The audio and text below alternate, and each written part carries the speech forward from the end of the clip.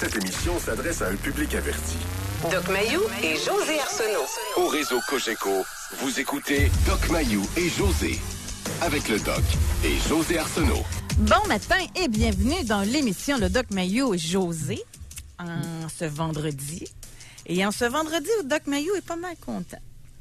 Parce qu'une des femmes qu'il apprécie beaucoup corrobore ses dires aujourd'hui dans le journal de Québec. Donc, on parle de Denise Bombardier de ce matin. Vous étiez pas mal content de lire son article, Doc Mayou. Bon, j'ai des voix sur la ligne. C'est vraiment bizarre. Il y a du monde qui placote sur la ligne. Bon, José? Oui, est-ce que c'est réglé? Oui, c'est réglé. Je n'entends plus. C'est parfait. Alors, José, le décès de Lise Payette m'a amené à m'interroger. Et ce matin, oui, j'étais très fier de la position que j'ai maintenue concernant cette femme-là et d'autres positions concernant notre nation dans les 30 dernières années. Denise Bombardier a écrit dans sa chronique du Journal de Montréal que Lise Payette a incarné le matriarcat québécois. Deux choses. Il existe bel et bien un matriarcat québécois, non pas de la bouche de Mayou, mais de la bouche de Denise Bombardier. Deux, il y a eu une matriarche sur la scène publique qui s'appelle Lise Payette. Maintenant, Lise Payette est une personne très particulière. On pourrait dire la même chose de moi. On dira la même chose de moi éventuellement. Puis ça me dérange pas. Elle a été un bon exemple et un mauvais exemple. Elle a eu les deux facettes. Elle a été un bon exemple parce qu'elle a été un char d'assaut efficace. C'est elle qui a amené, pas seule, mais c'est elle qui a amené l'assurance automobile. La Société de l'assurance automobile, c'est grâce à elle. Pas uniquement, mais elle a été le porte-étendard, en grande partie. Si quelqu'un, je ne connais pas les dessous de cette histoire-là, mais pour avoir suivi ça de très près à l'époque, elle a été un véritable char d'assaut. Cependant, elle a été un mauvais exemple. Elle a été un mauvais exemple en tant que matriarche. Elle a méprisé le masculin et les femmes moins bien nantis qu'elle au niveau intellectuel tant qu'elle a pu. Particulièrement avec sa vadrouille photo. Lise Payette, pour terminer, José, Lise Payette a incarné le matriarcat québécois. Lise Payette incarne la lente agonie du matriarcat québécois. Et je me tais. Mais avec son décès, parce que ce matin, au téléphone, c'est ça que vous me dites, vous pensez même que il va y avoir un avant et un après, là, au niveau du matriarcat au Québec, là, vous pensez... Exact. Elle incarne la lente agonie du matriarcat québécois. Alors, mesdames... Fait qu'avec son décès seul, là, vous pensez que l'équilibre va se rétablir peu à peu? C'est-à-dire, elle a incarné le matriarcat et il n'y a personne qui va prendre la relève parce que, pour l'avoir vu à son émission, l'avoir entendu à plusieurs reprises à son émission Appelez-moi Lise, ce ne sera plus toléré, accepté, pareil mépris des hommes et du masculin au Québec. Jamais ça repassera. Jamais. Parce que le Québec, la nation canadienne-française, tranquillement s'achemine vers des rapports plus égalitaires hommes-femmes. Chaque mot que je viens de dire est pesé. Vous n'êtes pas obligé de me croire. Mais ça, c'est une bonne nouvelle. C'est de la façon que vous l'analysez qu'on tend à rétablir l'équilibre et le respect homme-femme. C'est ça. Sauf que, moi, si je peux me permettre, je comprends votre point, mais je trouve que vous y en mettez beaucoup sur ses épaules à elle. Moi, je suis Puis je veux pas partir là-dessus, elle est morte, elle est décédée, puis moi, ça change pas mon opinion d'elle, contrairement à du monde que quand il y en a qui décèdent, tout d'un coup, ils les encensent donc, là. Mais moi, ça a jamais été... vous parlez du mépris des hommes, moi, c'était le mépris des femmes qui m'achalait pas mal. Parce que je trouvais qu'elle avait un mépris des femmes, qui ne pensaient pas comme elle, comme le disait, là, c'est les mots de Denise Bombardier, mais je les disais avant. Fait que c'est pas du copiage, là. Et en tout cas, fait que c'est ça. Fait que, voilà. J'ai bien référé aux 2 volets. Donc, tu amènes un volet, j'en amène un autre. Ce sont les 2 volets. Bon. Alors, sujet clos. Oui. Aujourd'hui, dans l'émission, je pense que c'est un sujet qui va toucher pas mal de monde. Et ça regroupe plusieurs fois au cours des dernières semaines où je disais, on devrait en parler de ça, on devrait en parler de ça. Parce que ce niveau, à un moment donné, on parlait de la pression sociale. Moi, je suis convaincue que dans les petites municipalités, les campagnes, c'est plus fort encore qu'en ville. Vous n'étiez pas nécessairement d'accord avec ça. Mais moi, en tout cas, pour avoir vécu en campagne, moi, parler de ce que je connais, moi, j'ai entendu souvent, voyons, qu'est-ce que le monde va dire? Voyons, qu'est-ce que le monde va penser, etc. Alors, et ça m'inspire la question, puis d'y aller directement au but, là. Sur quoi vous a-t-on jugé? Et est-ce que le jugement des autres vous a influencé dans votre vie? Puis les autres, là, ça peut être autant vos parents, vos amis, des professeurs, des collègues, etc. Puis ça peut être tellement sur plein de choses. Ça peut être aussi bien parce que vous êtes dans une relation amoureuse avec un conjoint qui a 20 ans moins que vous. Ça peut, tu sais, il y a plein de possibilités. Puis savez-vous quoi? Moi, je me suis fait poser la question quand je parlais avec Michel Langevin à Gatineau ce matin. Il me disait, toi, ça t'influence-tu, l'opinion des autres? Moi, je suis capable de dire que dans le passé, oui. Je faisais quand même mes affaires, mais ça me fatiguait. Et je me rappelle très bien la première fois, puis en jasant avec Michel, ça m'a rappelé ce souvenir-là où j'ai pris une position. Puis là, comme, en tout cas, peut-être vous allez trouver que c'est niaiseux, mais je suis certaine qu'il y a des femmes qui vont se reconnaître là-dedans. Mais je me rappelle, parce que je n'ai assez parlé, vous le savez, là, moi j'ai perdu, là, je suis rendue à 50 livres de perdu là, à cause de l'alimentation cétogène. Ce qui veut dire, imaginez-moi 50 livres de plus. Là. Fait que j'étais en surplus de poids, on se comprend, il me reste encore à perdre, là, mais c'est moins dramatique qu'avant. Moi, je me rappelle m'être empêchée dans le passé d'aller à une activité où les amis, hommes, femmes, étaient dans un spa, là. Parce que ça ne me tentait pas d'être en maillot de bain. Je me rappelle de tout ça.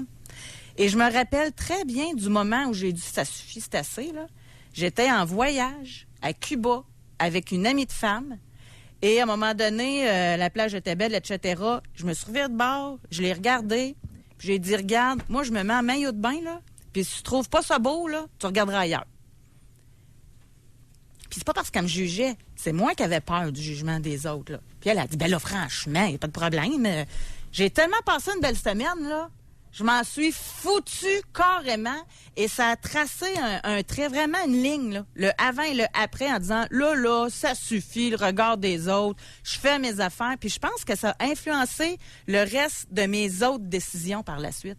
En tout cas, moi, je vois ça comme un moment charnière. C'est comme ça qu'on appelle ça, un moment... Oui, exactement. Oui. Un moment... Oui, un moment charnière. Ça suffit. Parce qu'avant ça, je le dis, ça me fatiguait. Fait que c'est... et ça a changé, je dirais, le cours de ma vie. Donc, ça va être intéressant aujourd'hui de savoir, vous, de votre côté, avez-vous fait à un moment donné un avant? Y a-tu un avant-après? Oui. Moi, j'ai toujours été un peu faible. Ben oui. Et facilement influencé par les pressions sociales. Mais vous, vous avez eu l'exemple, vous en parlez quand même souvent de votre père, qui, lui, il s'en foutait complètement. Ben oui. Écoute, fait que vous avez eu cet exemple-là. Là. Et je vais devoir vous citer mon père, qui disait, quand on lui demandait, oui, mais l'opinion des autres, il répondait bien humblement, je m'en calisse. Oui, c'est ça. Ben, j'écoute, c'était son expression, je m'en calisse. Et j'ai grandi, moi j'ai utilisé un plus beau mot, et j'en ai inventé un, je m'en contre-crisse. On comprend. Mais on dirait que ça vient avec. Hein? C'est drôle que vous disiez ça. Moi, je vais me garder une retenue. Je le dirai pas en ondes. Mais c'est pas mal. Quand je parle de ça, là, j'utilise quasiment le même vocabulaire. On dirait que ça vient avec un sac après. Je sais pas pourquoi. Oui. Ben, écoute, c'est facile, notre culture. Fait que c'est comme accentuer davantage le propos. Ben oui, parce que mon père, écoute, ma mère, lorsqu'elle l'entendait sacrer, désapprouvait vertement, mais ça ne l'a jamais empêché de sacrer. Il savait pourquoi il sacrait. D'ailleurs, le curé lui avait déjà interdit, lors d'une visite paroissiale, de commercer les animaux, de faire des achats et ventes d'animaux ou de terres, de fermes, le dimanche. Ça, il n'avait rien dit. Puis par la suite, ma mère dit « Ouais, mais là, tu ne pourras plus. » Je m'en calisse de ce que le curé a dit. Je me rappelle, j'avais probablement 7 ans. Il y avait encore des visites de foyer par le curé. Là. On nous rassemblait dans le salon à ce moment-là, lorsque le curé se présentait. Alors on a, écoute, c'est pas dans les années 20, là. J'étais assez vieux, j'avais 7-8 ans. Je suis né en 1949. Donc, c'était à la fin des années 50, au tout début, tout juste avant le début de la Révolution, de l'évolution québécoise. Il n'y a pas eu de révolution, c'est pas vrai. Il y a eu même pas une lente... Il n'y a pas eu de révolution tranquille, il y a eu une évolution au Québec. Il y a des points qui ont évolué, il y a des points qui ont régressé. Bon. Il n'y a rien qui est totalement bon, puis il n'y a rien qui est totalement mauvais. Pas souvent. Ça vient d'où, Doc? Là? Parce que moi, puis encore là, je vais faire attention. Là, je disais les Québécois, mais c'est pas, je peux pas vérifier avec les Australiens, avec les Chinois. Là. Mais il me semble qu'au Québec, on est vraiment bon dans le jugement des autres. Oui. Qu'est-ce que ça dénote? Parce qu'on était invités à s'en remettre à Dieu. Dieu seul jugeait. C'est notre culture, ce sont nos racines. Les Québécois, là, regardez ça, ces réseaux sociaux, ça n'a pas de bon sens. Quelqu'un qui a une dent de croche, là, tout de suite, ça va être noté, tout de suite, ça va... C'est jugement, oui, c'est en réaction à la répression. Pourquoi je me bats tant la gueule contre la censure? C'est qu'il y a un effet rebond. Il y a un effet rebond. Si tu empêches quelqu'un de parler, ça va sortir avec une grosse poussée dans un comportement donné, dans une attitude. Arrête de censurer les enfants, ça va exploser. Arrête avec tes maudites mesures de sécurité imposées aux gamins. Ils vont se livrer à des comportements à très haut risque. Cette semaine, page 2, Journal de Montréal, deux hommes, dont un père de famille, 30 ans, 32 ans, dévalent les pentes la nuit à Sherbrooke à 117 km/h. Pourquoi? Réaction à la censure, à la répression, au mépris de leur masculin. Arrêtez. Faites ce que vous voulez, mais venez pas déplorer qu'il y a deux hommes adultes qui dévalent des pentes à 117 km en vélo la nuit à Sherbrooke. C'est une conséquence prévisible. Il y en a qui vont se reconnaître, hein? Amateurs de sensations fortes, regardez l'éducation que vous avez eue. Vos maudites mesures de sécurité mur à mur, puis ils mettent pas de casse en plus. Ils ne mettent pas de casse. Ça, c'était épais. Non. Ben, ça... Oui, on peut juger. Ah ben oui, je suis en train de juger. Ben oui. Je suis prise en flagrant délit. Alors que moi, j'essaie de faire l'effort de comprendre le comportement, de l'expliquer et de le prévenir. Avec vos jugements, vous allez nulle part. Vous allez à la soumission et à l'explosion comportementale. On va s'arrêter là-dessus. Mais c'était pas prévu, ça. Ben, il n'y a pas grand-chose de prévu souvent non plus. Mais en tout cas, je ne sais pas si les auditeurs j'aime ce sujet-là. Ça nous concerne profondément dans nos racines, dans nos façons d'entrer en relation, nos attitudes, nous, Canadiens-Français. Mais moi, ça va peut-être être plus facile par texto ou par téléphone, évidemment. Vous êtes super les bienvenus. Mais est-ce que vous êtes déjà empêché de vivre quelque chose, de faire quelque chose par peur de... Parce que ça va avec la peur de déplaire. À qui? Bon, là, c'est la question que vous allez poser. À qui vous avez peur de déplaire? Mais ce serait intéressant de vous lire et de vous entendre. On va aller à la pause tout de suite pour vous faire place au retour. Pour rejoindre l'équipe du FM 93, composez le 670-9330. Jusqu'à 11h, au réseau Cogeco. Doc Mayou. Doc Mayou et José. Et José Arsenault. Avec le Doc et José Arsenault. Aujourd'hui, on veut savoir sur quoi vous avez été jugé dans votre vie et est-ce que le jugement des autres a influencé le cours de votre vie, des décisions que vous avez eu à prendre, des relations que vous auriez pu établir, que vous n'avez pas établies, etc. On va commencer tout de suite en allant à Saint-Jérôme. On va parler avec Stéphane. Bonjour. Oui, bonjour. Bonjour, Stéphane. Donc, c'est ça. Moi, dans le fond, là, toute ma vie, là, je me suis tout le temps fié au regard des autres. Jusqu'à l'âge de à peu près 30 ans, c'est que là, j'ai commencé à prendre j'ai commencé à prendre la confiance en moi. Depuis l'âge de 30 ans, là, ça a commencé à changer. Sauf que, juste pour vous dire à quel point, ben c'est ça,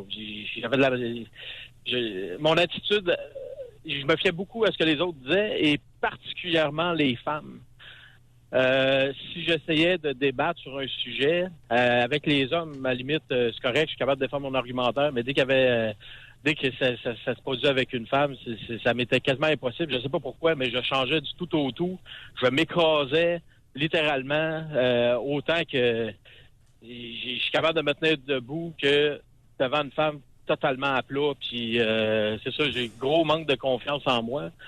C'est ce que je suppose, en tout cas, à tel point que j'ai beaucoup de misère à tout simplement regarder les gens, hommes et femmes, confondus, dans les yeux. C'est ça. C'est ma situation actuelle. Puis oui, ça m'a beaucoup influencé tout le long de ma vie, là. Stéphane, merci d'en témoigner, votre candeur. Avez-vous déjà appelé en ondes, vous? Oui, effectivement. Vous avez déjà appelé? À plusieurs reprises ou quelques fois? Ou... non, quelques fois. Là. Quelques fois, OK. Vous avez quel âge, Stéphane? 38. 38 ans. Bon, je vais me permettre de vous poser une question. Une question générale, oui, ensuite, je vais vous écouter. D'après vous, à l'œil, rapidement, là, quel est le pourcentage d'hommes qui s'écrasent devant les femmes lorsque vient le temps de débattre de quelque chose? Dans votre expérience personnelle d'homme de 38 ans. Oui, ben c'est ça. Donc, depuis les 8 dernières années, là, ce que j'ai constaté, c'est que je vous dirais une grande majorité. C'est-à-dire? Moi, je regarde le monde autour de moi, puis maintenant, j'aborde des sujets, disons, mettons, on pourrait qualifier, on va dire, de sensibles. En fait, j'aborde des sujets controversés qui concernent les femmes, puis je le vois, là, que quand il y a des couples autour, là, que là, les hommes, là, sont fâchés après le fait que j'avance un sujet. Puis je vois que je viens mettre un peu la bisbille dans leur couple, là. Fait que puis les gars sont fâchés, puis ils prennent pour leur femme, même si ce que je dis peut avoir de l'allure, ou en tout cas que ça, à la limite, ça se défend. Mais voyons donc, vous. Oui. Oui. Des vrais hommes, comme le Doc Mayou fait référence. Moi, je suis capable de le dire, j'en suis pas un. J'aimerais ça, en être un. Mais j'en suis pas un. Mais qu'est-ce qui vous empêche de le faire? Tu sais, je vois que vous êtes capable de vous exprimer, on voit que vous avez une réflexion, vous n'avez pas peur d'aborder des sujets controversés, sauf avec les femmes, mais par peur de quoi? En fait, je voudrais, en général, OK, oui, avec les femmes, je m'écrase. Je sais pas pourquoi, on dirait que dès qu'une femme va se mettre à parler puis me contredire, on dirait que immédiatement, je commence à me remettre en question, à me mettre en doute, puis finalement, un peu... je me mets à reculer sur mes différentes positions, puis c'est pitoyable, mon affaire. Je m'écrase totalement. Puis Stéphane, simple. Vous avez mentionné la grande majorité des hommes autour de vous dans votre région. Quand on dit grande majorité, quel chiffre, quel pourcentage avanceriez-vous à l'œil dans votre expérience personnelle? Je vous dirais 80 Mais c'est quoi, ils ont peur de la chicane? Je te laisse aller. Non, mais c'est parce que ça m'interpelle. Parce que des débats, c'est le fun. Mais on connaît pas votre contexte, le genre de discussion. C'est un exemple, Stéphane, vous et moi, on jase ensemble, vous apportez un point. Moi, j'aime ça débattre, fait que j'espère que vous écraserez pas, là. Mais, tu sais... Non, avec vous, là, parce que je m'excuse de vous couper, disons, avec vous, il n'y a pas de problème. Je vais être capable, je vais être à l'aise de débattre avec vous. Par contre, vous allez remarquer très rapidement que je vous regarderai à peu près jamais dans les yeux. Puis pour les hommes aussi, c'est à peu près la même chose. Par contre, dès que je tombe avec, disons, une femme qui a pas moyen de débattre avec, disons, ben là, c'est ça, je m'écrase. Puis la femme va... je vais faire attention à ce que je vais dire, là, mais comment dire? Elle va m'en Non, dites-les Non, carré, non. là, on est là pour ça. Là. Oui. Non, Stéphane, vous Ok, dites ça comme ça vient. En tout cas, c'est parce qu'à mon avis, la femme va arriver avec des arguments qui n'ont pas rapport avec le point que j'essaie d'apporter, puis qui, à mon avis, selon mon opinion à moi, puis là, je vois qu'elle me suit pas ou quelque chose comme ça, puis là, je laisse faire, puis j'abandonne. Puis s'il y a d'autres femmes, comme là, présentement, je viens de rentrer ma fille en CPE, puis là, l'éducatrice, là, elle me demande de signer dans l'agenda de ma fille, comme quoi j'ai bien lu les notes que l'éducatrice elle laisse. Puis moi, je trouve que c'est de l'enfantillage. Sauf que j'y dirais pas, puis je vais signer, puis c'est tout. Ben, pas de l'enfantillage, je trouve que c'est infantilisant. Excusez, j'ai utilisé le mauvais mot. Puis je trouve ça infantilisant. Je veux dire, c'est ma fille, c'est moi le parent. Et elle me demande. Puis là, je suis pas capable de me tenir debout devant cette femme-là. En passant, je trouve que vous avez absolument raison. Mais Stéphane, je vais poser la question. Oui. D'habitude, c'est Doc qui pose cette question-là, là, mais c'est quelle femme qui vous a écrasé quand vous étiez jeune? J'ai eu, disons, de l'âge de 17 ans, 16 ans jusqu'à peu près peut-être 25 ans environ, une femme autour de moi qui était en fait l'amie, la copine de mon ami. Qui à ce moment-là, je connaissais pas les notions là, de féminisme et tout ça, mais maintenant, avec du recul, je me suis aperçu que cette femme-là c'était une féministe. Stéphane? Oui, ben, c'est ça, je vous dis. C'est cette femme-là, entre autres, qui m'a influencé. Non. OK. Mauvaise réponse. OK. Ben, moi, je vous surveille. Cette femme-là a continué, OK? Oui, il n'y a pas de problème. Je m'en vais aussi que vous voulez que... On va reculer un petit peu plus loin. Oui, ben c'est ça. Ma mère... En fait... je vais profiter de l'anonymat pour dire que ma mère, j'ai jamais trouvé que c'était une grande... c'est une personne, disons, au QI normal, on va dire. Puis, j'ai trouvé qu'elle m'a beaucoup limité tout le long de mon enfance et jusqu'à temps que je me lève debout devant ma mère pour vous dire, là, ça suffit, mais tu sais, l'expression « né pour un petit pain » puis tout ça, ben elle l'appliquait vraiment...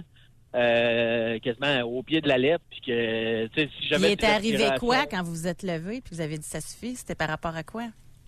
Ah, ben, quand je me suis tenu debout, ben là, tu sais, ma mère, elle s'est mise à broyer, partie en crise, a commencé à délirer, ben pas, je veux pas dire délirer, là, le mot il est fort, là, c'est pas ça, là, mais je veux dire, elle a commencé à me tenir un discours qui avait carrément pas de sens, qu'elle, elle avait plus d'avenir et tout ça, mais là, ça avait ni queue ni tête, ça me tenait comme l'ensemble de son discours. C'est de son côté, c'est de la, comment dire, elle aussi, je pense que c'est une personne qui était peu confiante en elle et tout ça. Puis, ben, c'est ça. Là. Fait que ça ressemblait à peu près à ça. Là. Stéphane? Oui. Un gros merci pour votre candeur. Vous n'avez pas idée du pourcentage d'hommes qui ont le même cheminement que vous au Québec. OK, mais là, moi, je fais comment pour... Tu sais, là, je suis rendu à 38 ans, puis j'ai beaucoup évolué, là, OK, par moi-même. Ben, en fait, non, pas par moi-même. Grâce à vous, Dr Mayou, et récemment José depuis les 2 dernières années. Moi, ça fait depuis 1995 à peu près, je vous suis. Puis j'ai essayé d'évoluer au travers de ça, puis j'étais, je veux pas dire mêlé, mais je veux dire, il y a des fois là, que, oh boy, vous me shakez le coco. Là. Avez-vous une conjointe, Stéphane? Oui, j'ai une conjointe. Puis elle a-t-elle capable de vous affirmer avec elle? Oui, très, très respectueuse. Très respectueuse du masculin. C'est une femme que, mettons, sur le plan gauche-droite, c'est une femme que je considère de droite.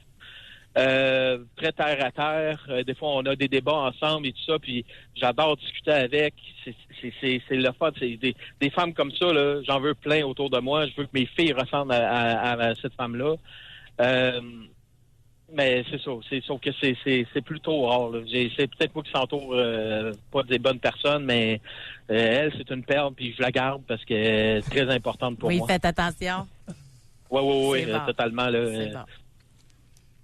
Okay, bye, Stéphane. Continuez comme ça, tout simplement. Bien parti. OK. Merci. Au revoir. Au revoir. Mais on a trouvé le moment qui a influencé le reste de ses jours, de sa vie, là. Ça se peut-tu qu'inconsciemment, quand il veut, pas affronter, mais débattre avec une femme plus vulnérable que lui, qu'inconsciemment, ça y ramène à sa mère qui était en crise, qui pleurait, qui... Définitivement. elle l'a traumatisé à l'os. Et il est pogné avec un traumatisme. Puis avec sa conjointe, il n'y a pas aucune difficulté à débattre. D'après moi, c'est une femme plus forte, qui est moins vulnérable, que le respect... Fait que c'est plus avec des femmes vulnérables, peut-être, qui rappellent sa mère. Intéressant. Intéressant. On va aller à la pause là-dessus? Oui. On veut savoir de votre côté sur quoi on vous a jugé. Et est-ce que ça a influencé le cours de votre vie? Ou, au contraire, à un moment donné, vous avez dit là, c'est assez. Et qu'est-ce qui s'est passé suite à ça? Pour rejoindre l'équipe du FM 93, composez le 670-9330. Doc Mayou et José Arsenault. Avec le Doc et José Arsenault. Au réseau Cogeco. Doc, je suis en train de lire sur texto 25226 les commentaires suivant l'appel de Stéphane qui disait que dans son entourage, la grande majorité, à 80% des hommes s'écrasaient devant les femmes. Et voyez, on a ici hommes 55 ans dans ma région qui est Valleyfield et à mon travail, 90% des hommes s'écrasent. Ici, hommes 54 ans, je remarque moi aussi, 80% des hommes s'écrasent devant les femmes. Mais c'est donc bien de valeur, ça. 2 catégories principales chez les hommes. Ceux qui s'écrasent puis les batteurs de femmes. Et souvent, c'est ceux qui s'écrasent qui battent les femmes. Mais là, il y en a une méchante gang, là, à 80 90 là. Il y en a une maudite gang là, qui battent des femmes au Québec. Pas 80 mais moi, ce que je remarque... c'est 2 grandes catégories. Puis ce que je comprends de Stéphane, là, Oui. c'est que c'est dur à amener le débat. Puis c'est pas la première fois que je le dis dans l'émission. Moi aussi, je trouve ça dur. Moi, j'aime tellement ça, travailler avec vous. Puis je le dis aux auditeurs, des fois, ils me disent toujours, je chicanais pas. Comment? Je dis, non, on débat, on échange des idées, puis quand le sujet est fini, on passe à d'autres choses. Des fois, combien de fois c'est arrivé en ondes, on s'obstinait, admettons, plus fort. Ben, on s'en va à pause, puis on reprend notre sourire pendant la pause, puis on se parle. Mais dans la réalité du quotidien de tous les jours, là, c'est dur de retrouver ça. Moi, personnellement aussi, je trouve ça dur. C'est comme, puis, tu sais, tantôt, Stéphane parlait des femmes. Bon, qu'elles autres, pas capables de rien leur dire, c'est difficile de battre, etc. Mais moi, je trouve que les hommes sont susceptibles. Oui. Puis que tu vas amener un point, un argument, ben au lieu de débattre sur l'argument, ils le prennent personnel. Bon, c'est ça, je suis un cave. C'est pas ça. C'est juste que, argument pour argument, on peut-tu en discuter, en jaser? Mais c'est un fait qu'il y a beaucoup d'hommes qui sont caves. Bon, ben là, ça, c'est vous qui le dites, là. Mais c'est ça que je vais exprimer. Il y a beaucoup d'hommes maillets, paltoquets, caves. Ben oui, c'est un gros pourcentage. C'est quoi, 40 %? Mais tu sais, Stéphane, il disait qu'il y a que je vais être 80 des hommes qui s'écrasent. Oui. Bon, Et ben là-dessus, il y en là-dedans, a que c'est parce que, comme, bon, sur le 80 il y en a peut-être 40 que c'est parce qu'ils sont épais, c'est ça? Bon. Épais, caves. Puis l'autre 40 c'est parce qu'ils ont été écrasés, possiblement, ou qu'ils n'ont pas confiance en eux, ou je sais pas. Exactement, c'est pas un groupe homogène. Alors, ça va du cave au traumatisé. Aïe, aïe, aïe. Pouf! OK, on va aller parler à Sandra. Oui. Bonjour, Sandra, qui nous appelle de Joliette. Oui, bonjour. Sandra. Bonjour. Oui, Sandra. Oui. Je suis un petit peu nerveuse, comme la plupart des gens qui appellent, mais bon, je vais essayer de passer par-dessus. Moi, j'ai été écrasée par mon père dès mon enfance. Mon père voulait pas d'enfants. Ma mère a eu quand même 4 enfants avec lui, mais il n'en voulait pas. Ça, je l'ai senti. En fait, je l'ai découvert, je pense, rendu au 3e enfant, de la façon qu'il me traitait, surtout parce que j'étais la plus vieille, celle qui ne faisait pas exactement comme lui. Donc, j'ai réalisé que j'étais pas désirée, mais ma mère m'aimait beaucoup, nous aimait beaucoup. Mais mon père avait pas de patience. Zéro patience avec nous. J'ai été dénigrée, j'ai été rabaissée. Sur quoi on vous rabaissait? Sur mon apparence physique. Pourtant, j'étais pas... Les photos que je vois de moi quand j'étais jeune, j'étais quand même de poids et de taille normale. Le problème, c'est arrivé à l'adolescence. C'est vraiment à partir de là que j'ai vu que les choses ont changé. Puis ma récompense, je compensais par la bouffe. Je me réfugiais dans la nourriture. Fait que je peux vous dire qu'à 18 ans, je pesais déjà 210 ou 215 livres. Toute cette période-là de ma vie a fait que j'ai pas eu confiance en moi. Je pensais que j'étais pas très bonne à l'école non plus, donc je faisais peut-être pas les efforts qu'il fallait. Alors, j'avais pas les bonnes notes non plus. Alors, pour mon père, j'étais comme un genre de garçon manqué. J'étais un bûcheron. Il trouvait que j'étais pas délicate, puis n'étant pas sûre de moi, je faisais souvent des dégâts même à table. J'accrochais quelque chose, ou je disais une parole, puis il disait, ben voyons donc, ça se dit pas, c'est un vrai gars manqué. Fait que ça a empiré. Alors, je vous dirais qu'à partir du moment où j'ai dû faire mon choix pour le cégep, j'ai réalisé que j'étais pas si bonne que ça. Donc, j'ai choisi au hasard quelque chose en pensant que ça pourrait être bon. J'ai pensé que je pourrais être bonne, mais pendant cette période-là, je faisais pas vraiment les efforts. Dans ma tête, là, ce que je voulais, là, c'était pas compliqué. C'était de me trouver, parce que c'est sûr que j'avais pas de petite amie. J'avais pas cette assurance-là, puis j'avais pas le corps de la femme que les garçons regardent. Donc, j'ai longtemps pensé que je valais rien à ce niveau-là. Donc, j'avais pas de conjoint, pas d'amis, pas beaucoup d'amis de filles non plus. Puis, la bouffe était toujours le bon réconfort, donc ça allait pas en s'améliorant. Alors, j'ai vraiment, je me suis vraiment dit que me trouver un mari, je voulais des enfants. Je rêvais d'avoir des enfants, une famille, c'est ce que je visais. Alors, je regardais les hommes plus vieux. Et c'est ce qui est arrivé. J'ai pas terminé mon cégep. J'ai rencontré un homme de 20 ans de plus que moi. En fait, pas tout à fait de 20 ans, mais... Et puis, il a été bon avec moi, vraiment. Puis, je voudrais que je suis tombée en amour avec cet homme-là. On est encore ensemble aujourd'hui. On a fêté notre 20e année de vie commune cette année. Donc, quand même, je me suis repris en main. Mais là où il y a eu une grosse coupure, puis je suis sûre que Doc, il va trouver ça quand même drôle, c'est que, comme bien des femmes rendues à 30-35 ans, les enfants ont moins besoin de nous, j'ai réalisé que j'avais pas fait ce que je voulais dans la vie. J'étais pas si fière de moi, de ce que j'étais. J'étais encore overweight, là, vraiment. Encore autour de... En fait, avec les grossesses, je suis montée jusqu'à 270 livres. Donc, je m'aimais plus. J'aimais plus ma vie. J'aimais plus rien de ce que je voyais devant moi. Fait que je suis comme tombée en dépression. Le médecin, il dit, écoute, il dit, je vois pas vraiment d'autres options. Là, je pense que des antidépresseurs pourraient t'aider. Mais je voyais déjà des femmes autour de moi qui en prenaient. Puis, il était encore avec des problèmes de poids, puis ça allait pas m'aider. Fait que je me suis pris en main. J'ai commencé à marcher plus vite, à courir. Puis, j'ai commencé à perdre du poids. Puis, cette année-là, mon conjoint m'a offert un abonnement dans un gym. Je me suis vraiment pris en main. J'ai perdu 110 livres à peu près. Wow.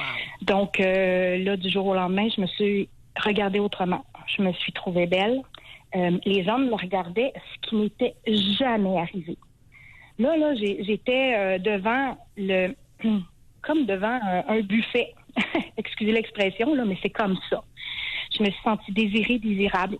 Je suis une bonne mère.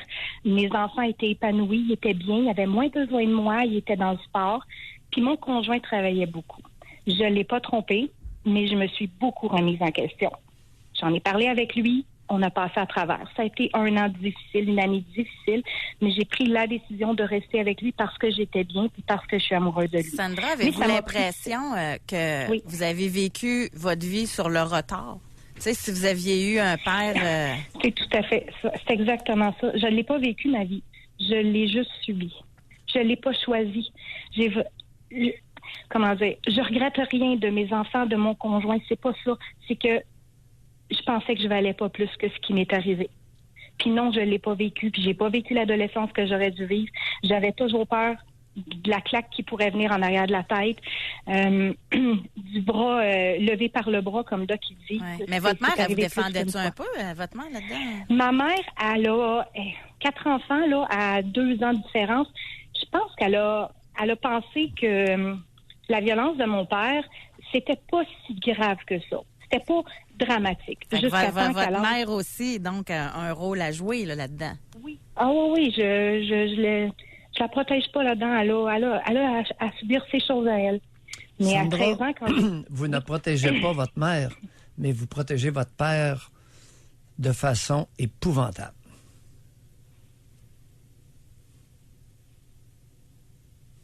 Est-ce que... Peut-être. Allez-y, lâchez-vous. À 13 ans, À un moment donné, là, j'en avais assez. Comme les adolescentes, j'en avais assez. J'ai pris une bouteille d'aspirine, je l'ai avalée. J'ai été voir ma mère et je lui ai dit, tu vas être débarrassée, tu n'auras plus à t'en faire pour moi. Parce qu'elle s'en faisait pour moi. Elle a été à l'université, elle est allée à l'université sur le tard. Pourquoi? Parce qu'elle dit, j'ai pas une scène devant moi. Si je veux le quitter, il me faut de l'argent pour vous protéger. Fait qu'elle elle a été à l'université pour la première fois, j'avais 9 ans.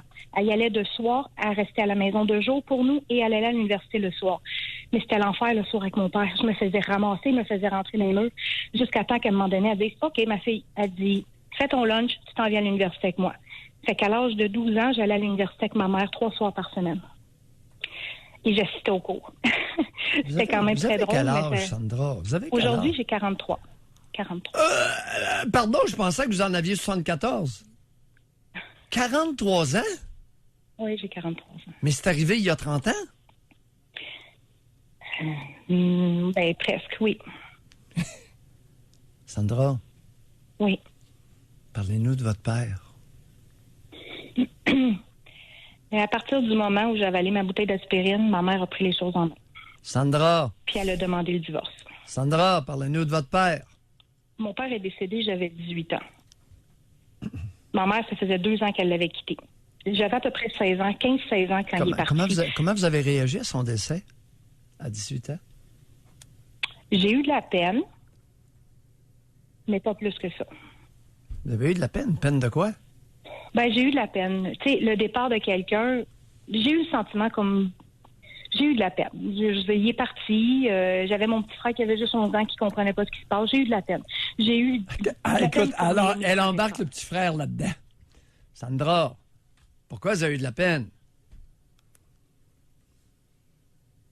J'ai eu de la peine du père que j'ai pas eu. Puis que Non. j'ai jamais pu y dire. Peine d'amour. Ah, c'est possible. Même avec Mais un il m'a père de jamais aimé. même. Pardon? Il Peine m'a jamais d'amour. aimé. Ben, j'aurais voulu y dire, mais j'ai Que? jamais dit, j'ai jamais osé. Que? Qu'il était pas fin avec moi. Que c'était pas correct ce qu'il faisait. Mais j'ai jamais pu y dire. Sandra, Fait que j'ai ravalé. on monte 3 marches. Vous avez 43 ans, pas de temps à perdre. Peine d'amour. La peine que vous avez eue, peine d'amour. Faites-vous aller. Oui, peut-être. Mais lui, s'il m'aimait pas, Peut-être quoi? cet amour-là était juste d'un Peut-être sens. quoi?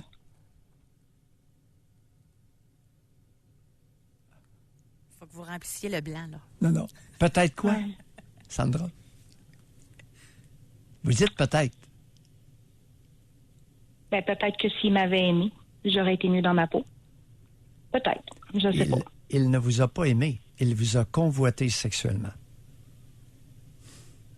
À partir de très tôt. N'est-ce pas, Sandra? Je l'ai pas... ça fait longtemps que je vous écoute, puis ça m'est jamais traversé l'esprit. Vraiment pas. What? Ouais.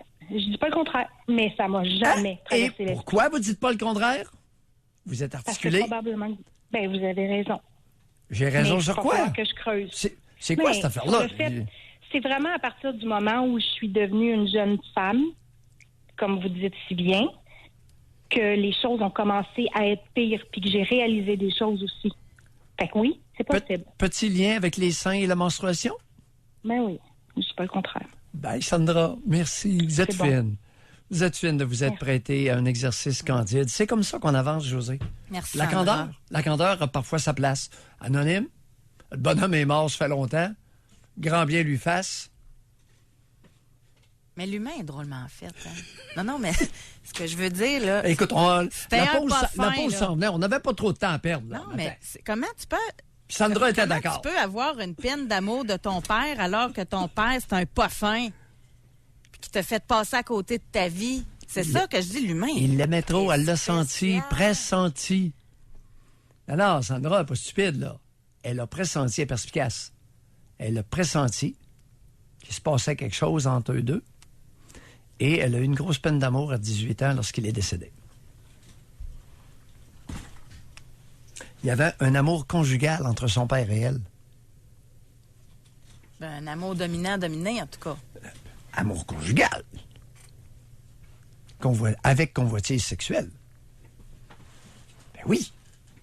Épidémique au Québec. Épidémique. Sandra est contemporaine. 43 ans. Pas 74. 43. Contemporaine. Ouais. On va aller à la pause. Vous aviez bien regardé votre horloge.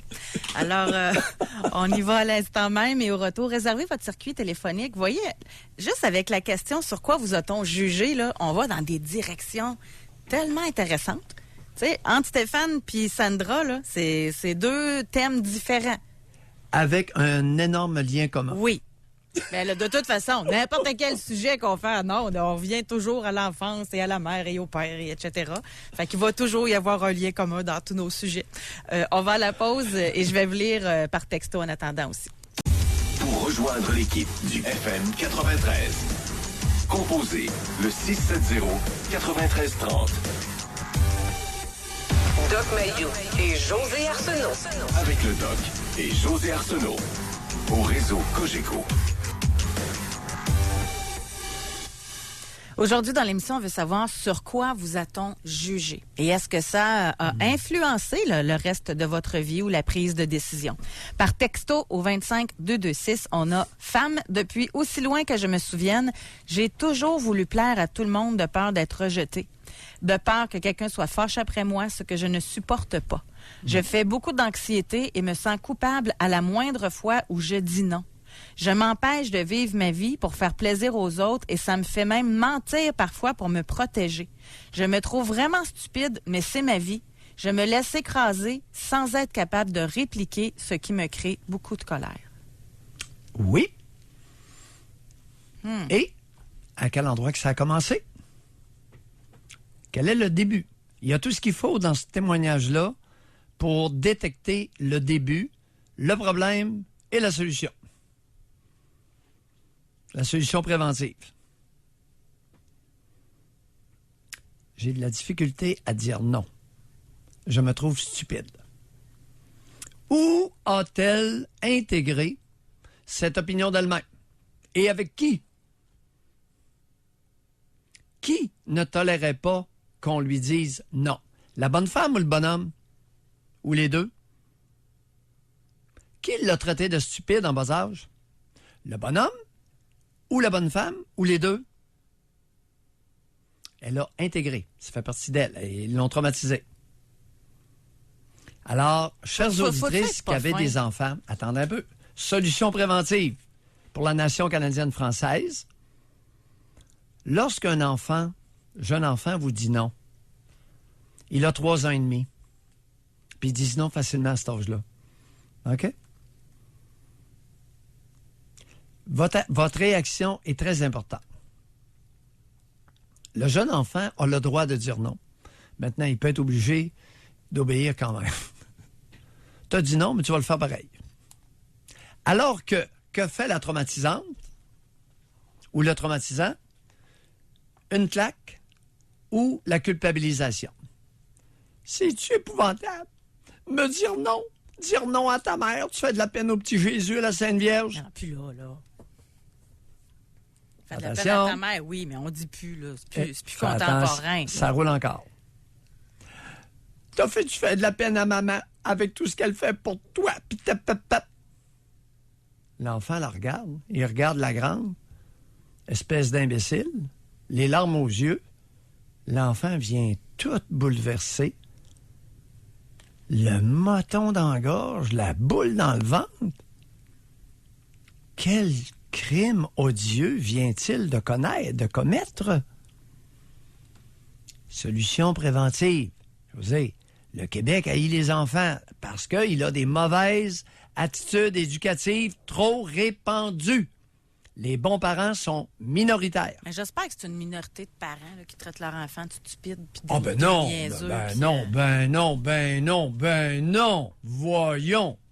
Puis surtout avec les pères nouvelle vague, là, ça roule à la planche.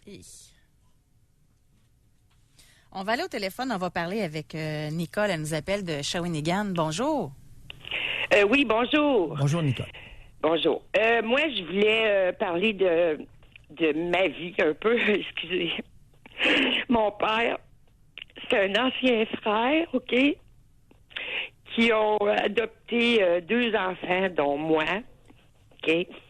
Puis moi, je peux vous dire que la vie que j'ai eue, j'ai toujours été comme bafouée ou jamais aimée vraiment. Ben, pas par mon père, mais ma mère, oui. C'était une sainte, ma mère. Puis moi, ce que je voulais dire, c'est que par rapport à tout ça, ça laisse beaucoup de séquelles. Attendez un peu, Nicole. Vous avez quel âge, là? 57. Ben oui, mais José vient de me dire que les gugus religieux, ça marchait plus. Oui. Puis là, vous dites que votre mère est une sainte. Non, mais je veux dire, elle était tellement bonne avec moi, je veux dire. OK, Nicole, j'ai juste précisé ma pensée, là. Oui. Vous, votre mère, elle a quel âge, là, aujourd'hui, là, ou si elle est Elle est décédée? décédée, Bon. ça fait 23 ans. Elle aurait 91, mettons, mais elle est Bon. morte à 69. Bon, puis vous avez dit votre âge tantôt. Moi, je fais référence aux nouveaux parents avec les jeunes enfants, Doc Mayou. Oui. Bon. Oui, mais là, les grands-parents actuels, là, Nicole, êtes-vous grand-mère? Non, pas encore, non. Je Bon. suis mère, mais j'ai pas grand-mère Bon, encore. ben lorsque vous allez être grand-mère, là, d'ici 1 an ou 2 ou 3 ans, vous allez tenir à vos petits-enfants ce discours-là que votre mère est une sainte. Est-ce que vous avez déjà dit à votre fille que votre mère est une sainte? À mon gars, oui. J'ai déjà dit qu'elle était, il l'a déjà connu d'ailleurs, mais que c'était une bonne personne, une personne douce, une personne C'est quoi une aimante. sainte? Je ne sais pas pourquoi j'ai dit ça. Ben oui, pourquoi vous avez dit ça? Parce qu'on vous a lavé le cerveau. Oui, sûrement. Donc là, ça va sûrement. s'arrêter aujourd'hui, là. Oui. À votre gars, Oui, vous allez je lui sais. dire que votre mère, c'était pas une sainte. OK. Elle avait une coupe de qualité puis une coupe de défaut. Qu'est-ce qu'elle avait comme défaut? Eh, mon Dieu. Hey, regarde, mon Dieu! Les incantations, on arrête ça aujourd'hui. Comme défaut, disons que elle disait souvent son opinion pour m'aider, admettons, mais pas plus que ça. C'était quand même une personne, on pouvait parler avec, échanger, elle se fâchait pas, puis c'est ça. C'est peut-être pas une sainte, mais c'est une bonne personne. Nicole, avait quoi comme défaut? Je sais pas. Bon, ben, allez réfléchir. Alors, si vous n'êtes pas capable de trouver des défauts à votre mère, vous avez un problème. OK? Puis arrêtez de vendre la salade, de laver le cerveau de votre fils avec le fait que sa grand-mère est une sainte. Ça se pourrait que ce soit pas vrai, pantoute. OK? Parce que vous n'êtes même pas capable d'identifier les défauts. Comment pouvez-vous dire que c'est une sainte lorsque vous n'êtes pas capable de la regarder telle comme elle a été? Bye, Nicole. Réflexion. En 4e vitesse, on n'a pas de temps à perdre. Allez réfléchir. Ben oui, voyons. Vous me faites rire. Mais l'expression, c'est une sainte. Savez-vous, moi, ce qui m'a tout le temps fait rire un peu, en tout respect, c'est que souvent, les saintes, là, c'est des femmes hyper vulnérables, des femmes qui ont enduré plein d'affaires, des femmes pas de colonne, des femmes qui n'étaient pas respectées par leur conjoint. Puis on dit c'était une sainte. Colline. Moi, je voudrais pas avoir une sainte de mère, là. Au moins, de Lise Payette, il n'y a personne qui va dire qu'elle est une sainte. Et ça l'honore. On va à la pause. Pour rejoindre l'équipe du FM 93, composez le 670-9330. Doc Mayou et José Avec Doc Mayou et José Arsenault. au réseau Cogeco. Sur quoi vous a-t-on jugé et est-ce que ça a influencé vos décisions, votre carrière, votre choix de partenaire? On va parler avec Karine de Québec. Bonjour. Bonjour. Karine. Oui, j'appelle pour dire que moi, mon jugement a été fait au niveau de la famille. J'avais 14 ans quand ma mère est décédée. Ma mère n'avait pas fait de testament. Alors, la famille à ma mère, comment on pourrait dire, c'est comme tirer à la courte paille de savoir qui allait me prendre. Parce qu'avec mon père, il n'y avait pas de possibilité. Mes parents étaient divorcés. Mon père vivait avec une conjointe avec des enfants. Donc. Et c'est votre mère qui avait votre garde? Oui. Oh oui. boy. Oui. Alors, Ça va pas bien. Conseil de non, famille. ça a mal été parce que Ouais, il y a eu un conseil de famille organisé par... conseil de famille, savoir qui allait me prendre. Finalement, c'est un de mes oncles qui a décidé de me prendre. J'ai habité là pendant 2 ans. Par après, moi, j'avais 14 ans quand ma mère est décédée. Donc, vers l'âge de 16 ans, j'ai pu aller vivre avec mon père. J'étais allée vivre avec lui 1 année. Et après, j'ai quitté pour aller, poursuivre mes études. Oui. Je suis allée vivre avec mon frère après. Oui. Au courant des années, je vais en venir où ce que je veux dire, le sujet, c'est qu'au courant des années, j'ai su que lors du décès à ma mère, personne ne me voulait. Parce que il considérait que j'étais un enfant avec une mauvaise influence. Bon. J'ai resté choquée. Parce que, premièrement, je me disais comment un enfant de mon âge, quoi, de 12, 13 ans, peut avoir une mauvaise influence sur les autres. Oh oui. Oh oui, oui. Très fort. Oui. Ben oui. Vous avez quel âge, là, Karine? Là, j'ai 47 ans. 47. Continuez. Oui. Ben oui. Et bon, avec là, sur le coup, moi, j'ai été fâchée. Je dis, bon, c'est incroyable, le jugement qu'on me fait. Pourquoi j'étais un enfant? Puis, bon, le problème, c'était que j'étais légèrement hyperactive, non traitée. Et puis, j'étais un enfant qui était assez curieuse. Je fouillais partout, je faisais des mauvais coups et tout ça. Fait que j'ai pu comprendre un peu le jugement de la famille, mais ça, je l'ai mal pris, vraiment, là. Fait que je suis tournée dans la rébellion. Je suis devenue pire qu'eux pensaient, là. J'ai fait ma rébellion de jeunesse. Et puis, à un moment donné, je me suis assise, je dis là, tu donnes raison à ta famille. Le jugement qu'ils m'ont fait, à la longue, ça m'a permis d'évoluer positivement. J'ai changé. J'ai essayé de comprendre qu'est-ce que la famille... Parce que j'ai jamais osé demander, franchement, à la famille, qu'est-ce qu'ils me reprochaient. Laissez faire la famille, là. Ça devient un peu ennuyeux, cette affaire-là. Vous en mettez trop sur la famille. Vous aviez quel âge lorsque vous avez évolué? On peut dire vers 20 ans. Oh, c'est très bien. Fait que vers 20 ans, vous avez évolué. Évolué. Ben, votre vie s'est orchestrée. De peine et de misère. Oui, c'est sûr que vous étiez toute seule. Oui. Bon. Ouais, de peine et de misère. Les orphelins ne l'ont pas facile. Oui. Non. C'est ça, j'ai quand même été chanceux. J'ai eu des mères de substitution, comme on peut dire. Vous, Karine, dans le fond, ce que vous voulez dire, c'est que le jugement de votre famille sur le fait que vous étiez une mauvaise influence, ça vous a influencé à vous rebeller, c'est ça? Oui. Mais ça se peut-tu, mais ça se peut-tu que vous aviez cette graine-là en vous quand même? Peut-être, tu sais. Oui, j'avoue. Je suis pas une mauvaise personne. C'est que je suis tellement curieuse, puis comment je peux dire? Fait qu'il y avait peut-être raison, dans le fond.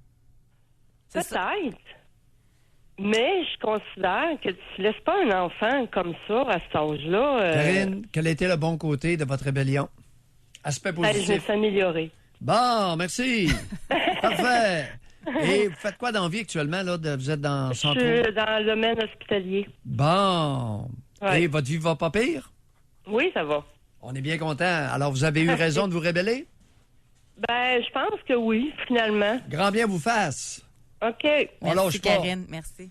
Au revoir. Mais j'aime ça, cet aspect-là, parce que moi, j'y crois qu'il y a des rébellions qui peuvent être très positives. C'est sûr! Pour se défaire, justement, des les lignes là, qui te tiennent, les cordes qui te tiennent attachées. Ouais, je pense que ça peut être intéressant dans certains cas de faire ça. Puis pourtant, c'est mal vu, hein? Même elle était un peu embarrassée par sa rébellion. Ah, c'est quoi? Bon, écoutez, un élément mauvais ne peut pas produire quelque chose de bon. Sa vie va bien. Donc, elle a fait des bonnes choses. Quoi? Elle s'est rebellée. Ah bon, ça c'est la logique de Mayou. Une mauvaise attitude ne peut pas produire un bon résultat. Parce que si une attitude produit un bon résultat, il y a beaucoup de bon dans l'attitude. Oui. Hey, les amis, la logique! Je vais vous lire un texto. Pas de jugement, je m'en maudis de votre jugement. Résultat, oui. On a ici une femme, elle dit « La jalousie de ma mère a fait en sorte que je ne m'aimais pas du tout. Maillot de bain, jamais de la vie. Aujourd'hui, c'est OK grâce à mon conjoint. Je me suis longtemps sentie coupable de ce que ma mère visait, me faire traiter de tous les noms sauf du mien, était monnaie courante. Je me suis sentie jugée très longtemps. » Écoute, une mère jalouse de sa fille qui est belle comme un cœur. José, quand est-ce qu'on voit ça au Québec? Anecdotique! Rare comme des excréments papaux. J'attendais comment vous alliez le sortir. On a ici femme N'est-ce pas 29 bien ans. dit? Ouais, N'est-ce pas ben, bien? gars, vous me surprenez à chaque jour. Hein, vous êtes comme le bon vin. Vous devenez meilleur avec le temps. Et on a ici femme 29 ans. Oui. Je souffre de codépendance affective. Avant de poursuivre, c'est quoi la différence entre dépendance et codépendance? Aucune idée. OK. C'est une invention moderne. Alors, c'est un néologisme qui veut dire ce que la personne veut bien inférer. Alors, elle dit, Oui, car allons-y. le jugement de ma mère à l'enfance a toujours été tellement sévère envers moi. Pourtant, j'étais une jolie petite fille et pas difficile, mais jamais à ses yeux. Je prenais jamais les bonnes décisions. Cela fait qu'aujourd'hui, j'ai besoin qu'on ait besoin de moi, sinon je ne me sens pas importante, aucune valeur. J'en suis consciente, mais incapable de m'en sortir. Madame, la précédente, la jalousie de sa mère, c'est anecdotique au Québec. Ça existe presque pas. Alors là, José, Va te par falloir hasard, en faire un sujet complet. par hasard, on a 2 cas de suite. Jalousie de la mère avouée, puis l'autre a dit, j'étais une jolie petite fille, puis ma mère me passait dans la moulinette. Il n'y a pas rapport entre les deux, là. Non, non, non. Il n'y a pas de mère jalouse de leur petite de 6 ans. Voyons. On va aller à la pause, Doc. Et au retour, on va parler avec Tony. Pour rejoindre l'équipe du FM 93, composez le 670-9330. Doc Mayou et José Arsenault. Le Doc Mayou et José, c'est le Doc et José. Au réseau Cogeco. Doc Mayou, faut que je vous lise un texto que nous avons reçu. On a Julie, 40 ans. Elle dit, au début, quand j'écoutais Doc Mayou, je le trouvais fou. Et maintenant, après avoir regardé mes parents tels qu'ils sont, je trouve que c'est ma plus grande libération de ma vie. Merci, Julie. On lâche pas. Il y va de l'avenir de la nation canadienne-française dans son évolution et son épanouissement. Mais je peux comprendre pour quelqu'un la notion d'inceste psychologique, la mère qui est jalouse, le père qui, dès le jeune âge, qui dit « mets-toi une robe de chambre là pour pas là qu'il y ait des malaises dans la maison, etc. » Tu dis « ben franchement, c'est correct, c'est une bonne personne. » Puis là, tu réalises « oups, c'est peut-être parce que finalement, il avait dépensé. » Tu sais, c'est ça pareil, hein? C'est... Ouais. On va parler avec Julie de Québec. Bonjour, Julie. Ah, Oui, bonjour. Oui, en passant, on va parler. Oui, en passant, j'avais annoncé Tony. On va aller parler avec Tony tantôt. Bonjour, Julie. Oui, bonjour. Moi, j'appelle parce qu'on m'a donné le rôle de montrer l'exemple Oui. à mes Lâchez-vous. sœurs que j'avais, puis une plus vieille que moi, puis 2 autres plus jeunes que moi. Oui. Donc, moi, je pouvais pas pleurer, je pouvais pas dire non, je pouvais pas... je vais toujours soumise et aider à la famille. Ma mère, elle s'occupait plus des animaux que nous. Mon père était absent tout le temps, était parti à l'extérieur pour le travail. Et on a fait de moi, dans mon adolescence, un chaperon. Fait que, on a tout... Et quand vous écoutez, ben, je réalise beaucoup de choses aujourd'hui. Ouais. Intéressant, Julie. Vous avez quel âge? 54 ans. 54. Oui, puis j'ai beaucoup de misère maintenant à dire non. Ben, ça fait combien d'années que vous avez de la difficulté à dire non? Mais c'est parce que moi, j'ai connu mes conjoints pour me libérer de chez nous, mais j'ai un mauvais conjoint qui était violent. Oui. Physiquement, verbalement, psychologiquement. Qui a manqué de tuer, en fait. Là. Julie, Et ensuite, ça répond pas du tout à ma question. Ça n'a rien à voir. Oui, quoi? C'est quoi la question? Vous avez 54 ans. Oui. Je vous utilise là pour les auditeurs, OK? Non, Alors, allez-y. vous avez dit, vous avez 54 ans et vous avez de la difficulté à dire non. Ça, c'est bien exact? Oui. Je vous ai demandé depuis combien d'années que vous avez de la difficulté? Depuis que je suis au monde, je vous dirais, là, comprenez-vous, là, quand je dis non, je suis mal pris par la famille ou par les gens autour, à ce moment-là, je me fâche parce que je viens agressive, parce que le monde n'accepte pas mon nom. Fait que là, je pense que la méchante, pas la personne qui se rebelle, la personne qui veut rien savoir, qui veut rien comprendre. Est-ce C'est ma famille. que les auditeurs ont bien compris lorsque ils vont se rappeler de votre appel que vous avez toujours eu de la difficulté à dire non, que vous ne pouviez pas dire non, que le non n'était pas accepté? Non, c'est ça. Alors, au plus loin de votre souvenir, vous aviez quel âge lorsque on refusait? Pardon? 5 ans. 5 ans. Bon, vous en avez 54. Chers auditeurs, chères auditrices, mères, gardiennes, enseignantes, lorsque vous défendez, vous interdisez à un enfant de dire non, ça pourrait être pour toute sa vie problématique. On est d'accord là-dessus, Julie? Oui. Merci. On a fait de l'éducation collective. On lâche pas. Merci bye, beaucoup. Julie. Bye-bye. Parfois, Merci, bye. oui, parfois, on utilise un appel pour passer un message clair. Julie a 54 ans. Elle n'avait pas le droit de dire non à l'âge de 5 ans. C'était pas accepté. Par sa mère, par son père. Elle a encore ce problème-là à 54 ans. C'était juste ça mon point. On va parler avec Tony maintenant. Bonjour, Tony. Bonjour. Tony, Ça va bien? on vous écoute. Moi, mon père était toujours... quand j'étais jeune, il était comme en compétition avec moi. Oui. À l'école, je faisais des projets. À la maison, il reproduisait le projet en plus gros. Ben voyons. Oui, vraiment. Et puis, c'était un musicien. Puis quand j'ai commencé à vouloir jouer de la musique, j'étais pas bon. Je faisais toujours des erreurs. Puis, à un moment donné, quand il est tombé malade à 74 ans, j'ai tout dit ce que je ressentais avant qu'il décède. J'avais besoin de vider mon cœur, mais il était toujours comme en challenge avec moi. Racontez-nous ce que vous lui avez dit sur son lit de mort à 74 ans. Que j'avais pas apprécié qu'il me traitait de pas bon, je faisais des erreurs, il y avait tout le temps quelque chose de négatif. Vous avez quel âge? Vous avez quel âge? Vous avez quel âge? 51 ans. Vous avez 51 ans. Et oui. Il y a combien d'années qu'il est décédé, le bonhomme? Ça fait 10 ans. 10 ans. OK. Alors, Oui. vous lui avez dit que il ne vous avait pas apprécié, puis D'autres choses Exactement. que vous avez dit pour vider votre petit cœur? J'ai tout dit, que je trouvais ça bien plate, que j'étais le seul fils de la maison, puis qui me jugeait de même, puis mes soeurs, c'était pas comme ça. Fait que j'ai trouvé ça dur. Puis aujourd'hui, je suis bien content d'avoir vidé mon cœur, puis il l'a compris. Puis, Mais ça a-tu changé après de quoi? Ça a-tu changé de quoi dans votre Oui. personnalité puis tout ça? Oui. Oui. Oui, je suis bien plus fort aujourd'hui. J'ai bien plus confiance en moi. J'ai plus peur de rien.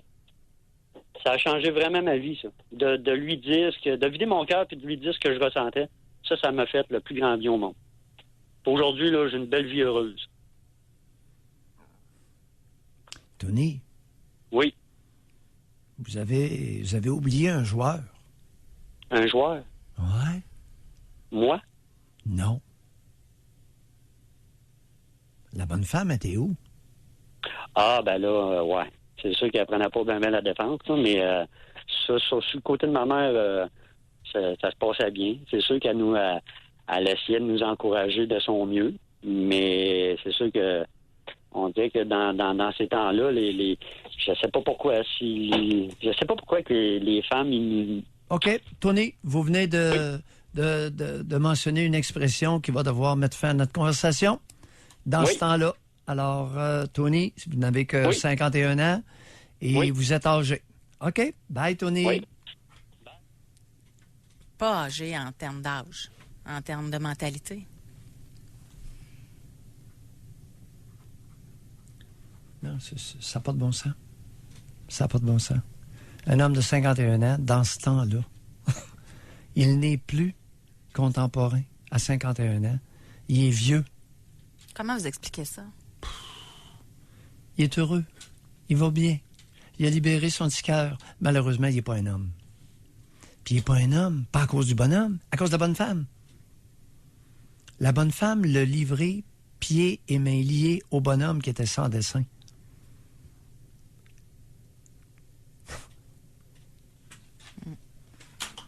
Yes, aujourd'hui, par texto, là, on a homme, 30 ans.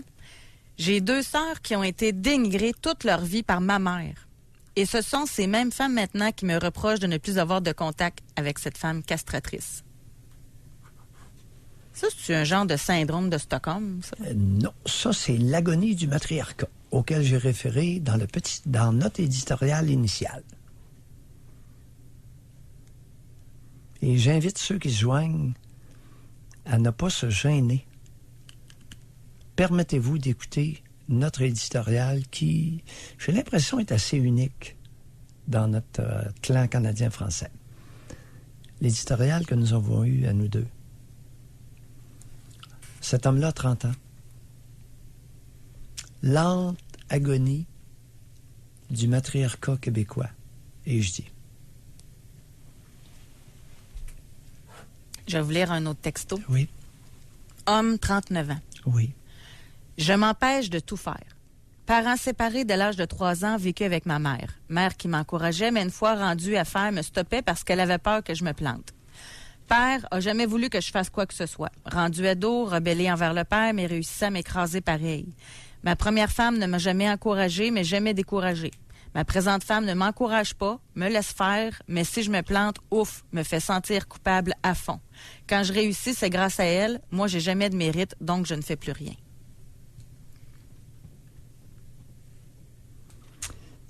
Monsieur, 39 ans, c'est pas vieux, là. c'est toi qui le dis. Très contemporain. Adulte contemporain. Mais espoir dans la lente agonie du matriarcat québécois. Mais notre espoir collectif. Expliquez-moi quelque chose. Oui. Homme 39 ans qui vient de nous écrire, là. Il a un regard lucide, là. Puis c'est écrit en gars, les faits. Les parents, son père, sa mère, le lien, sa première conjointe, sa deuxième. Il voit, il dit, il est capable de le verbaliser. Mais il attend quoi pour passer à l'action? Non, tranquillement. Non, mais à partir du moment, il est capable de se regarder, là. Non. Il commence à se regarder, José. Il commence à verbaliser. Il va continuer à réexaminer, remettre en question beaucoup de comportements parentaux à son égard en bas âge. Puis il a choisi des conjointes qui ressemblaient à leurs parents, en plus. Bon, là, à ses parents. Alors là, il commence à se regarder. Il commence à regarder ses compagnes de vie. Puis là, il va remonter tranquillement. Qui est à la veille de se séparer. Non, mais... Tu sais, quand tu es avec quelqu'un qui te renote tes échecs... Tu sais, la phrase ma présente femme ne m'encourage pas. C'est pas normal. Me laisse faire, OK? Mais si je me plante, ouf, me fait sentir coupable au fond. Avez-vous besoin de quelqu'un de même dans votre vie? Un homme n'a pas besoin d'être encouragé par une femme. Ben, me semble. Je n'ai, malheureusement, jamais été encouragé par une femme au cours de ma vie. J'en voulais pas. Et je ne demandais pas ça. J'ai jamais eu besoin de ça.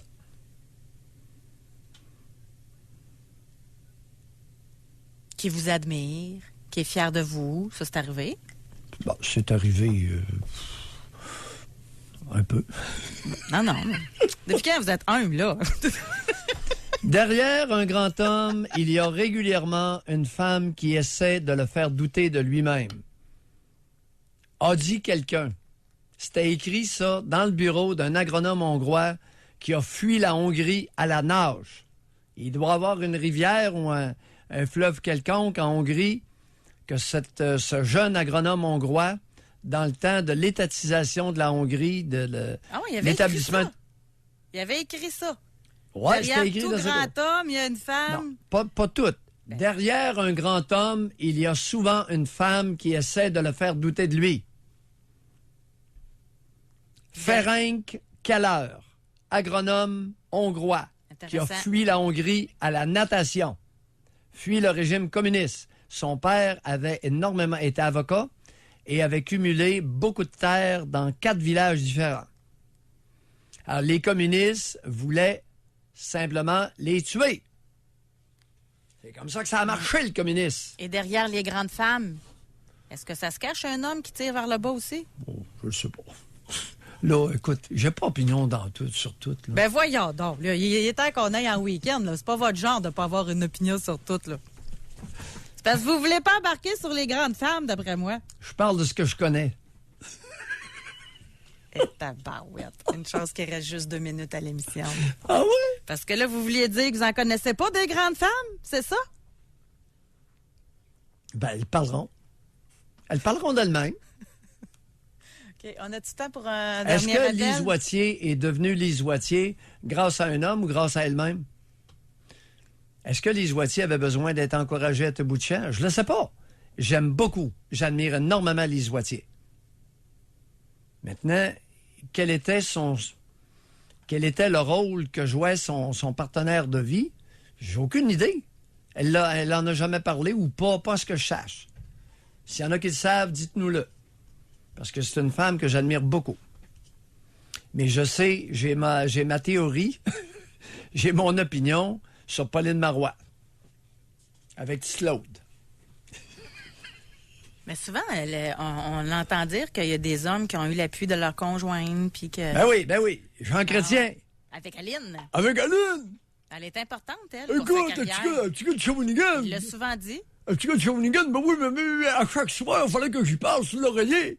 Puis Aline, elle me disait qu'il choisir. Le lendemain, j'arrivais au bureau, j'avais le feu. Ah oui, écoute, petit gars de Shawinigan. Là, c'est vraiment dommage qu'on soit à la radio. Puis que vous ne voyez pas la face du doc quand il met Jean Chrétien. Ben là, osez!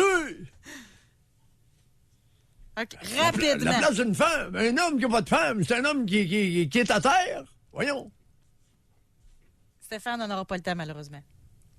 Mais d'après moi, vous allez pouvoir rappeler sans problème pour une autre émission pour votre sujet. Aline Chrétien c'est une des plus grandes dames que j'ai eu l'occasion de voir et de connaître un peu. Mais en fait, c'est Jean Chrétien qui se cachait derrière elle. C'était elle, la grande dame, peut-être, hein? Ah! Aline Chrétien est une femme d'exception. Je la soupçonne. Je l'ai vue à l'œuvre dans un salon funéraire et c'était une scène unique à observer. D'ailleurs, il n'y a que moi qu'elle n'a pas salué. Je ne lui en ai jamais voulu. J'étais légèrement en retrait et elle ne m'a pas vu. Ça rime. Mais c'était quoi la scène? En 30 secondes, là? Dans un salon funéraire à Trois-Rivières. Elle a fait le tour de de la 50aine de personnes présentes dans le salon funéraire et a eu un petit boniment pour tout le monde. Pendant que Jean Chrétien riait au milieu du salon funéraire. Ah, c'est elle qui faisait ses relations publiques. Et lorsqu'elle a eu terminé, j'ai vu quelqu'un qui a tiré la manche de Jean Chrétien puis ils ont quitté. Ah oui. J'ai été témoin. Puis lui, pas pantoute, mais c'est elle qui a fait le tour de tout le monde. Eh bien, j'aime ça, ces anecdotes-là. On ne pourra jamais m'enlever ce dont j'ai été témoin, José. Oui. Vu de mes yeux, vu. Doc, on va se revoir dimanche au Festival de Saint-Tite. Oh, c'est vrai! La parade avec les Belges de Denis Langto. Oui! Alors, à dimanche, Doc, et pour les autres, on se fera des babayes à partir de la carriole. Et on va vous faire des salutations. Bye-bye tout le monde! Soyez là lundi, 9h30, pour une autre édition du Doc Mayou et José, avec le Doc et José Arsenault, au réseau Cogeco.